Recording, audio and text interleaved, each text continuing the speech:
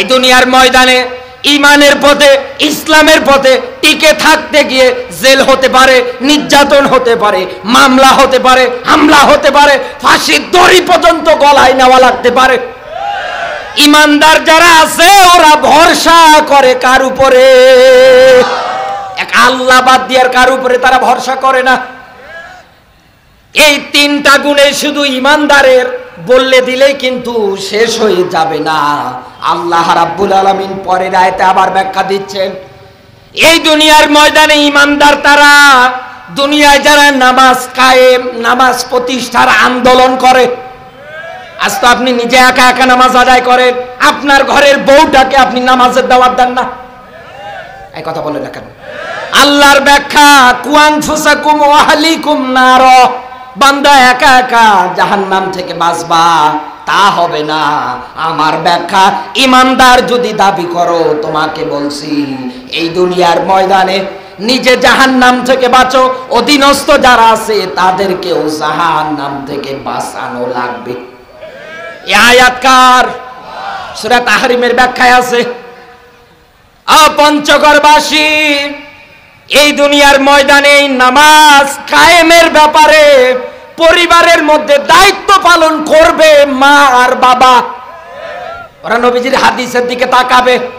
আল্লাহর নবী জানিয়েছেন, সন্তানের বয়স যখন হয়ে যাবে 8-9, নামাজের তাগিদ দাও। এতেও যদি নামাজ না পড়ে, 12 বছর পূর্ণ হয়ে গেলে তাকে যদি নামাজ পড়তে না দেখো, তাকে প্রহার করো, মারো। এই জায়গায় একটা বাবা হাত তুলে বলতে পারবে যে আমি আমার সন্তান নামাজ পড়ে না, এজন্য আমি পিটিয়েছিলাম? এতটান দেখছি? একজনও পাবেন না। আপনার ছেলে বিড়ি খাবে না, আপনার ছেলে গাঞ্জা খাবে না, আপনার ছেলে ডাইল ইয়াবার সঙ্গে বন্ধুত্ব তৈরি করবে না, তো করবে কার সাথে? আপনি তো তাকে নামাজের দিকে আহ্বান করতে পারবেন। আপনার পরিবারে আপনি নিজে ঠিক নেই, এই জন্য আপনার শেষ বয়সে ঠিকানা হয় বৃদ্ধাশ্রম, নতুবা আপনার ছেলে আপনার বুকের উপরে পাড়া দিয়ে পা উঠিয়ে বলে, টাকা দে আমি নেশা করব। এই কথা বলেন, নামাজ কায়েমের আন্দোলনের দরকার আছে না নেই?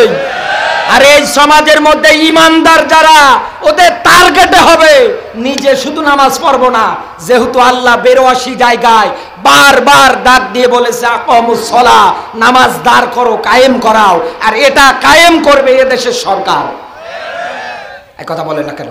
দুর্নীতি, চিটারি, বাটপারি ওয়াজ করে, আপনি রাজনীতি করবেন কেমন করে? এগুলোর ওয়াজ জাতিকে শোনান, তা না পেয়েছে 12 সাদের এক খুতবা, ওই দিয়ে সারা বছর পার করে দিচ্ছে। কোরআনের ভাষা অনুযায়ী দুনিয়ায় এই লোকটা সবচাইতে বড় জালেম। এই কথা বলেন না কেন? আল্লাহ পাক বলেন, ওমান আযলামু মিম্মান কাতামা শাহাদাতান ইনদাহু মিনাল্লাহ। বলেন আল্লাহু আকবার। আল্লাহ পাক বলেন, ওই লোকটার চাইতে সবচাইতে বড় জালেম আর কে হতে পারে? যেই লোকটা এই দুনিয়ার ময়দানে কোরআনের হক কথাগুলো জানার পরেও গোপন করে দেয়। একে আয়াত কার? আল্লাহ যদি বলে ও জালেম, এবার তাকান সূরা বাকারার 159 নম্বর আয়াত। আল্লাহ পাক বলেন, দুনিয়ায় যারা কোরআনের স্পষ্ট ব্যাখ্যা জানার পরেও গোপন করে, এই মানুষগুলোকে লানত দেয় কে? আরো জোরে বলে। আপনি তো আল্লাহ লানত প্রাপ্ত, আপনার পিছনে নামাজ হয় কেমনে আমারে বলেন? আপনি যে হাজার হাজার মানুষের নামাজের ইমামতিতে দাঁড়িয়েছেন, আপনার নিজেরও তো নামাজ হয় না, আপনি অন্যজনের নামাজ আদায় করান। এগুলো বলতে গেলেই বলে এরা খারাপ, এরা জামাত, এরা মওদুদি। এই কথা বলে। এই দুনিয়ায় এই কোয়ালিটির মানুষ নেই? নেই নেই নেই, হাজার হাজার।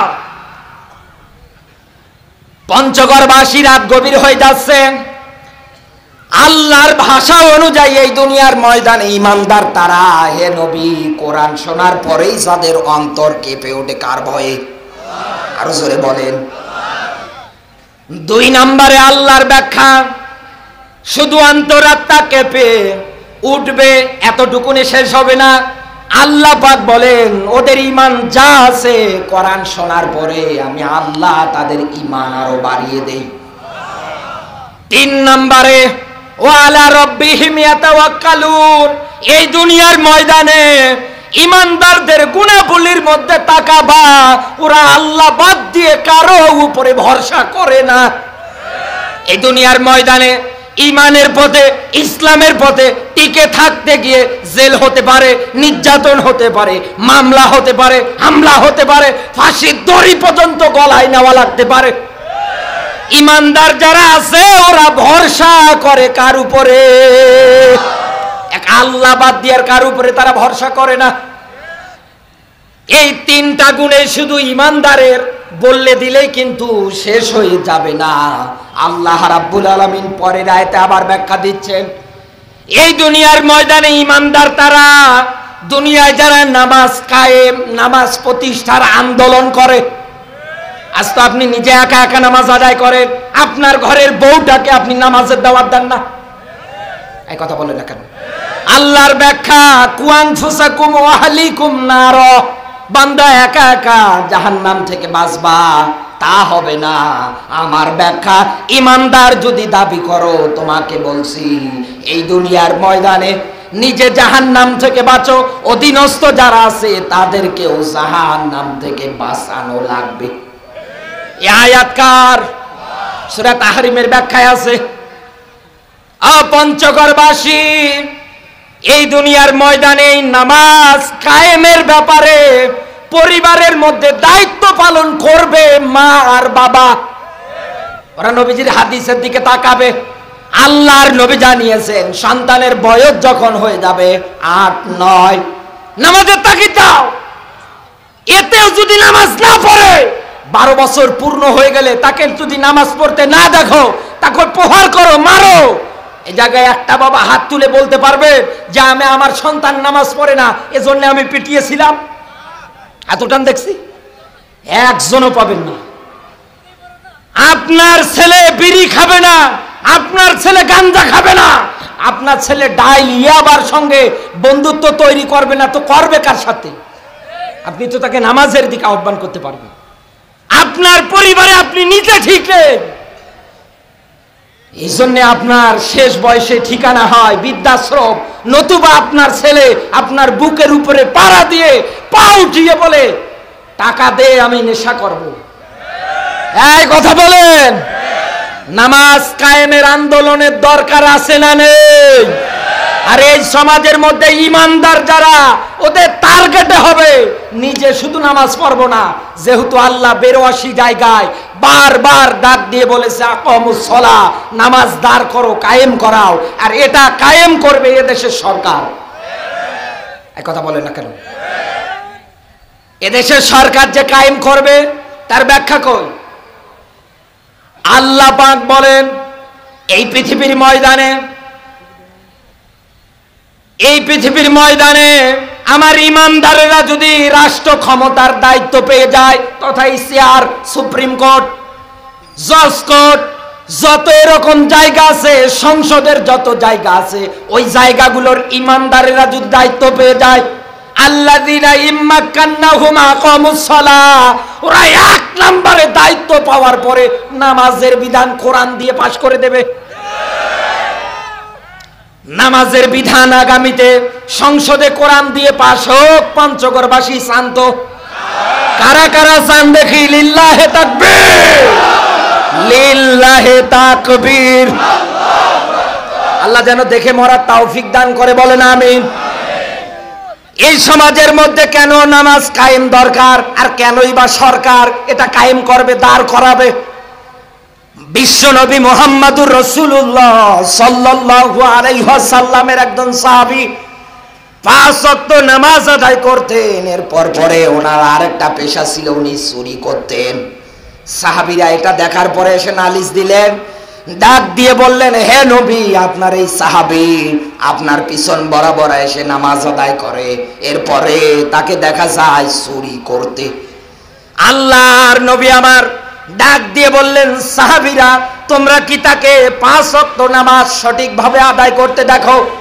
সঙ্গে সঙ্গে সাহাবীরা ডাক দিয়ে বললেন, হুজুর এই লোকটা আজান হলেই মসজিদে চলে আসে, আর বাকি সময় যদি ফাঁকা পায় তাহলে চুরি চামারি শুরু করে দেয়। আল্লাহর নবী ডাক দিয়ে বললেন, সাহাবীরা শুনে নাও, তোমরা তাকিয়ে দেখতে পারবে এই লোকটা একদিন না একদিন এই নামাজ পড়ার কারণে সে চুরি থেকে নিজেকে হেফাজত করতে পারবে।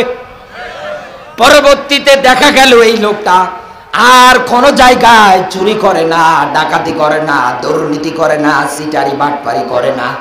আমার তো মন বলে আমার এই ৫৬,০০০ বর্গ মাইলের দেশ, এই সোনার বাংলাদেশের দিকে তাকিয়ে আমার যেটা মনে হয় আগামীর পৃথিবীতে এই কোরআন দিয়ে রাষ্ট্র চলুক, দেশ চলুক, সমাজ চলুক, নামাজের বিলটা কায়েম হয়ে যাক। কথা বলেন না কেন?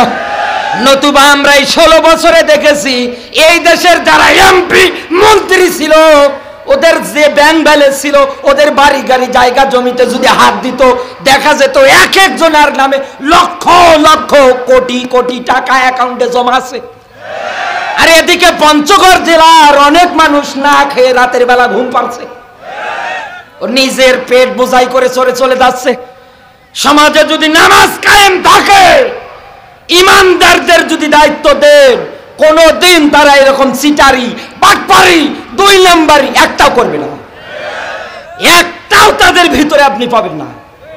কারণ আমার একটা আয়াত এখন সামনে, যে আয়াতের মধ্যে আল্লাহ তাদের ব্যাপারে স্পষ্ট ব্যাখ্যা দিয়েছে। আল্লাহর ব্যাখ্যা, ইমানদাররা যদি রাষ্ট্র ক্ষমতা পায় এরপর পরে তারা যাকাতের বিধান কায়েম করবে। আরো জোরে বলেন কিসের? সম্পদশালী নেশাব পরিমাণ সম্পদের মালিক যদি আপনি হন, আপনাকে যাকাত দেওয়া লাগবে, আর এটা সংগ্রহ করবে দেশের সরকার। এজন্য লোকজন নিয়মিত থাকবে। এরপরে সৎ কাজে আদেশ হবে, অসৎ কাজ যত জায়গায় সব বন্ধ করে দেওয়া হবে।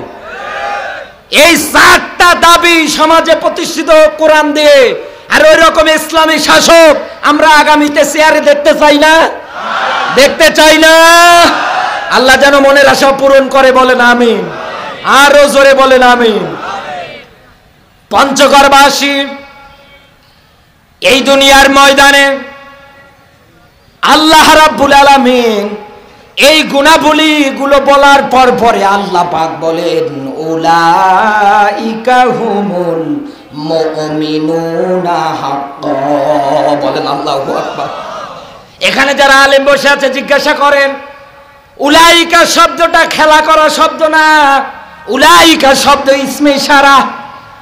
আমার যেমন হাত আছে, আমার আল্লাহরও কুদরতের আঙ্গুল আছে, আমার আল্লাহ দেখাচ্ছে উলাইকা ওই মানুষগুলো কারা, এই দুনিয়ার ময়দানে কোরআন শুনলেই যাদের অন্তর আত্মা কেঁপে ওঠে, এরপর পরে এই দুনিয়ার ময়দানে কোরআন শুনলেই যাদের ঈমান যা আছে আরো বেড়ে যায়, এরপর পরে আল্লাহর উপরে ভরসা করে, এরপর পরে নামাজ কায়েমের আন্দোলন করে, এরপর পরে যাকাত বিধান এ প্রতিষ্ঠার জন্য তারা চেষ্টা চালায়, সংগ্রাম চালায়।